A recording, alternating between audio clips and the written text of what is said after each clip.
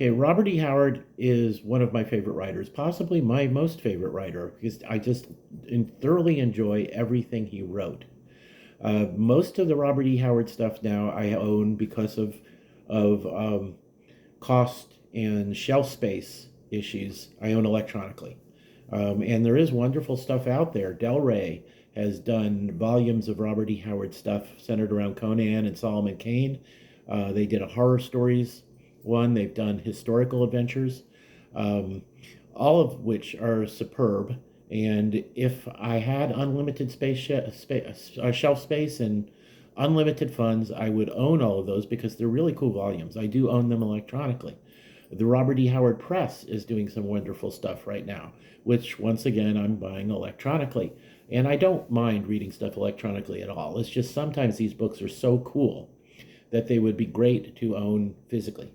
And I just don't have space. I could ask my wife to move into the garage so I could get a smaller bed and put up another shelf, but she just seems strangely unwilling to do that. But I do have some old paperbacks featuring Robert E. Howard stories that I will never get rid of just because of my emotional attachment to them. We'll start with this one. This is the Lancer Conan the Conqueror, and that is listed as number 5 in the series. This is when Conan, the original Conan stories were being reprinted in what was decided was internal chronological order, not the publication order, because Howard jumped all over the place. You know, he would write about Conan as a king and an older man, then he would go back and write a story about him as a 17-year-old thief, and so on. He didn't worry about chronology. This series put his adventures together chronologically, and it had L. Sprague de Camp and Lynn Carter, the authors, add new stories and sometimes rewrite non-Conan stories, something I really disapproved of, because those stories were not well served by being turned into Conan stories. But they rewrote other REH stories as Conan stories, and they did 12-volume Life of Conan stuff. And I obviously have some criticisms about how they did this, but this introduced Conan to the reading public on a wide scale, and this one has, as a lot of them did, as a really awesome Frazetta cover. You'll notice this one is listed as number 5, Conan the Conqueror. It is Howard's only novel-length Conan story. And what do we have here? Number 5 in the Lancer Uniform edition of Conan, but chronologically this is number 9 in the saga of Conan, following Conan the Usurper and preceding Conan the Avengers. And later printings of these did indeed list this one as number 9. So I just happen to own an early one, and this is the first Conan story I owned and read. I do not remember now if I read this just before or just after buying an issue of Conan the Barbarian, the Marvel Comics, written by Roy Thomas with great John Buscema art at 7-Eleven. But those two factors made me a lifelong fan of the character and introduced me to Howard's writings. So this is just, something I'm emotionally attached to. It is part of the Del Rey series, and I do have that electronically, so I don't technically need this anymore in order to read it, but I'll never give it up. It's a child for me. Now here's a neat one, The Sowers of Thunder, which contain 4 of Howard's adventures set during the Crusades.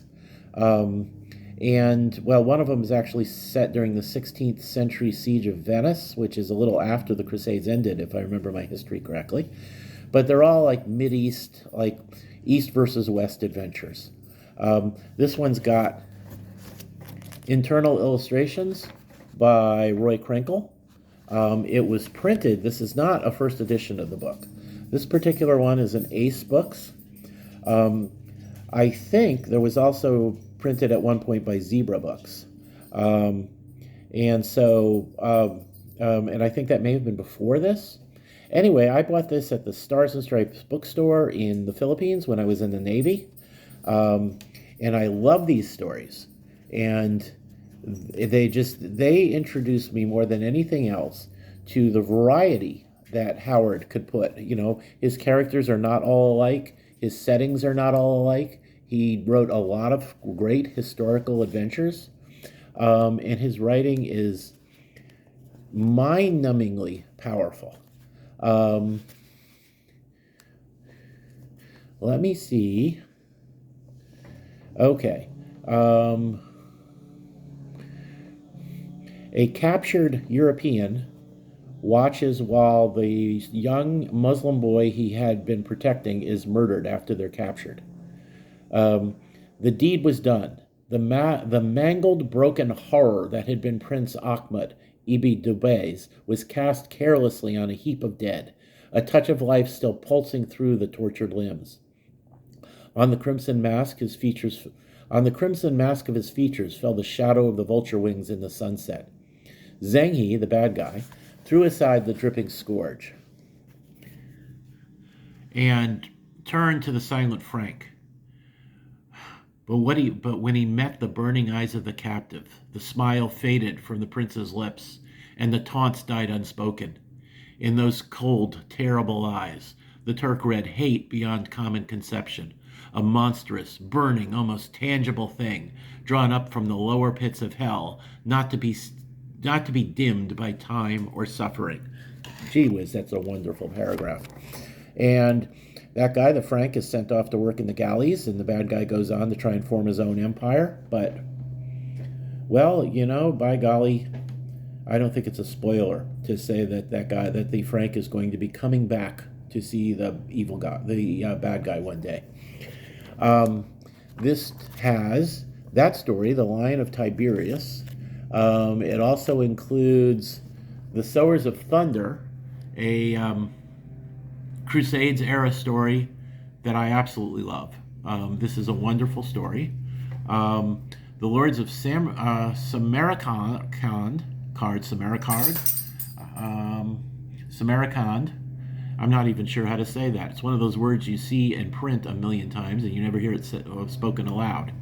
And finally, The Shadow of the Vulture, which introduced the character of Red Sonja. So she is originally a Cossack swordswoman from the 16th century.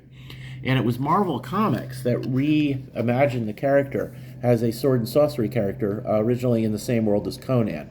I don't know if the current comic book stories featuring her, if they own the rights to both Conan and Red and keep her in the exact same universe anymore. But she became the sword and sorcery character. And I've nothing against that character. That's a great version of the character. But I really wish someone would go on and write the adventures of 16th century Red Sonja and her companion Gottfried von Klembach, because they have more adventures after the siege of Venice, which is where, or the siege of Vienna, rather. I'm sorry, not Venice, which is where the story is set. By the way, the Roy Krenkel illustrations in this are great. He did a kind of a weird thing with Red Sonja there, as she is not described as carrying a bow and arrow. She's got a sword, she's got one or more pistols in her sash, and she's just not a bow person in this version. But there you go.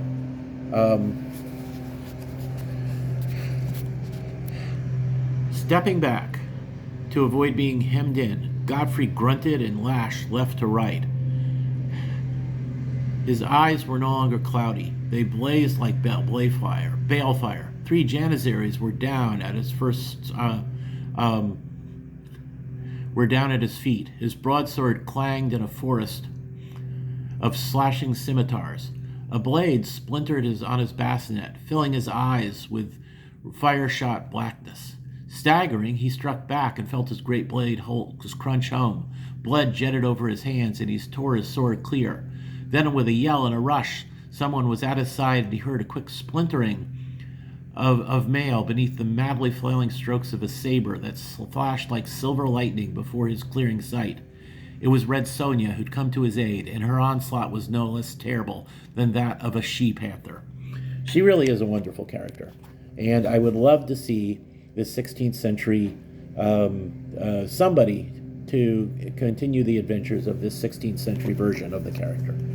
So the Sowers of Thunder, some years after that, let's see when this was published. The Road to Azrael, published in 1979, so I got this not long after I got the Sowers of Thunder, has more of his historical adventures, his Crusade era stuff.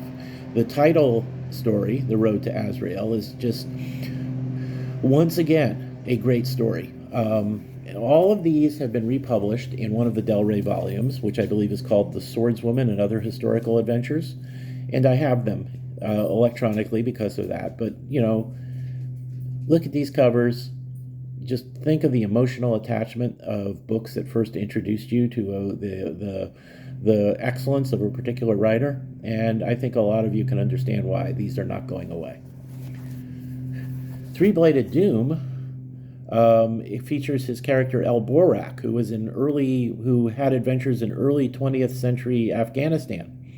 And this one has him finding a hidden city of assassins. There's a brutal, wonderfully written battle at the end. El Borak is one of his best non-Conan characters. It might be second. My favorite character is Solomon Kane, and El Borak might be second, displacing Conan from that. I would have to think about that. But this was probably a novella. Ace managed to... this was Ace, wasn't it? Yes. They managed to lay it out so that it became novel length.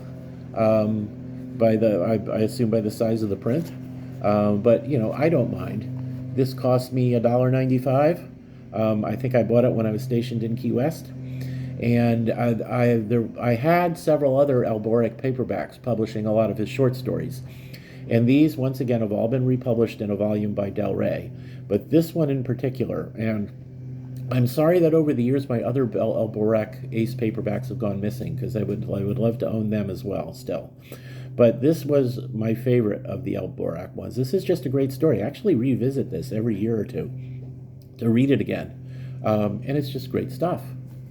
Black Fulmia's Vengeance has some pirate stories in it that were recently reprinted by the REH Foundation Press in a excellent volume called Pirate's Adventures.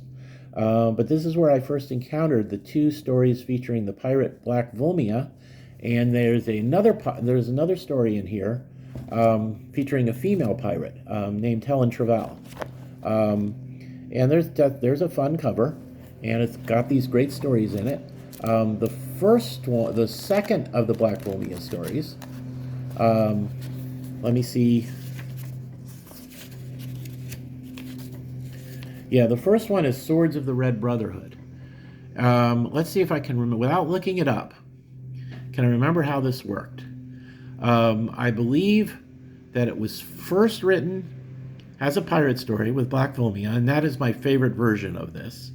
Then later rewritten as a Conan story with some more overt supernatural stuff put in, called The Black Stranger. And then that was rewritten as The Treasure of Tranikos by L. Sprague de Camp for included in that 12-volume paperback series, so that there were elements added to fit it better into the chronology that de Camp and Carter were establishing.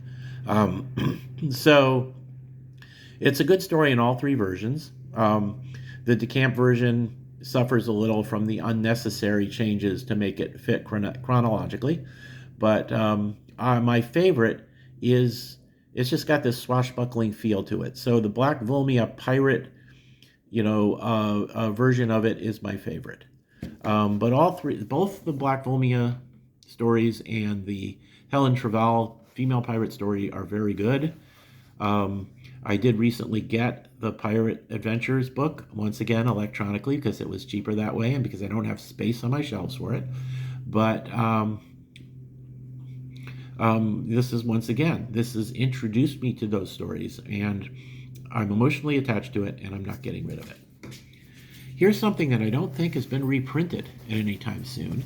It is a pastiche. It was written by Carl Edward Wagner, and it features Bran MacMore, The story, the Howard character who fought against the Romans in ancient Britain. And this takes elements from the superb stories by Bran McMorn, let's see, Kings in the Night, and um, the best Bran McMorn story of all, where he makes a deal with horrid supernatural creatures to get vengeance on a Roman soldier. And I'm forgetting the name of that story. But he takes elements from that and he creates a new, very good Bran McMorn story. Um, and um,